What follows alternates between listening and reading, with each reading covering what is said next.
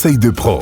On reçoit Eric de Cyberpièces électroménager. Bonjour Eric. Oui, bonjour Vanessa. Tu vas nous donner une astuce à qui c'est pas arrivé de récupérer un objet coincé dans son tambour. Alors pourquoi mes objets disparaissent, Eric? Alors, votre machine à laver est constituée d'un tambour qui tourne à l'intérieur d'une cuve. Il existe un espace de séparation entre ces deux éléments et c'est là que viennent se glisser toutes sortes d'objets insolites. Que ce soit la disparition de vos chaussettes, des clés de la boîte aux lettres ou des armatures de soutien-gorge, voire même des cartes de crédit, les petits objets ont toujours tendance à finir dans cet espace. Quelles sont les pannes possibles? Et oui, parce qu'en plus du problème de la disparition de ces objets que nous risquons de chercher en vain, leur présence dans cet espace peut créer plusieurs types de soucis. Qui n'a jamais constaté par exemple la présence de petits trous dans son linge? Lors de la phase d'essorage, le linge est centrifugé contre le tambour, composé d'une multitude de petits trous pour laisser passer l'eau. Votre linge peut dépasser de ces trous de plusieurs millimètres. Un objet présent dans la cuve va venir frotter contre ce linge et l'abîmer. Également, des petites taches de rouille sur le linge. Les objets métalliques déposés entre la cuve et le tambour finissent par rouiller. Le linge, en touchant ces parties rouillées, va forcément être taché. Également, un bruit inhabituel. Certains objets, comme par exemple les armatures de soutien-gorge, peuvent venir toucher le tambour, provoquant ainsi des bruits inhabituels. Pensez d'ailleurs à utiliser les filets de protection quand vous lavez ce type d'article. Également, la machine qui vidange mal, ces petits objets peuvent finir par tomber dans la pompe et bloquer les hélices ou alors s'accumuler dans la durite et la bouchée. Comment faire pour réparer justement? Alors, avant de faire appel à un dépanneur ou se lancer dans le démontage complet de la cuve, nous allons voir comment intervenir pour essayer de récupérer ces objets. Premièrement, la pompe de vidange. Il suffit d'ouvrir le bouchon de la pompe